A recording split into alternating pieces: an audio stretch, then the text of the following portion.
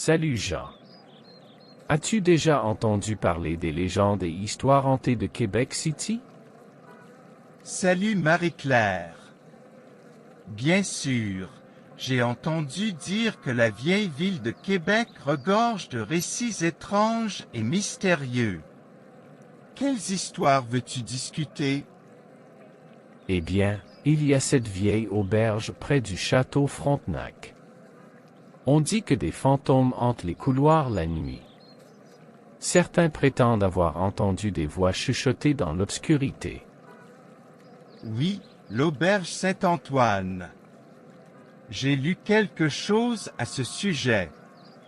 Des clients ont rapporté des expériences paranormales, comme des objets qui se déplacent tout seuls. Exactement. On raconte aussi que les esprits des premiers colons français errent près du quartier Petit Champlain. Certains prétendent avoir vu des silhouettes vêtues de costumes d'époque. C'est fascinant. J'ai également entendu parler du fantôme d'une femme pleurant dans les rues étroites du Vieux-Québec. On dit qu'elle recherche son amant perdu pendant la guerre. La Dame Blanche du Cap Diamant.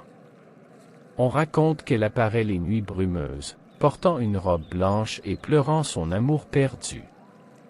Certains disent même l'avoir vue flotter au-dessus des remparts. Incroyable! Et que penses-tu de la légende du diable à l'hôtel Clarendon? On dit que des pactes ont été conclus dans ces murs. Oui, cette histoire est vraiment sombre. Certains disent que des gens ont vendu leur âme au diable dans cet hôtel. Les clients rapportent parfois des visions étranges et des voix dans leur tête.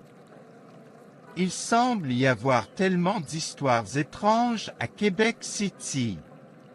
C'est comme si chaque coin de rue avait son propre mystère. Absolument. Ces légendes ajoutent une dimension mystique à cette ville déjà riche en histoire. Je me demande combien d'autres histoires hantées sont enfouies dans les ruelles pavées. Qui sait? Peut-être que certaines histoires sont encore à découvrir. En attendant, je suis sûr que ces légendes continueront à captiver l'imagination des habitants et des visiteurs de Québec City.